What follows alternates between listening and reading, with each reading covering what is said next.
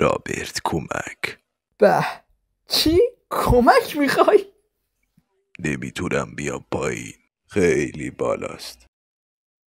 مارکوس فقط ولش کن. من میترسم. فقط ولش کن.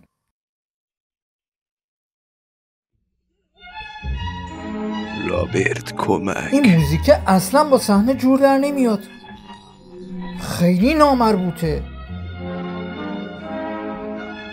رابرت منو بگیر. میخوای چیکار کنم؟ خیلی بالایی. باشه گرفتم. حالت خوبه؟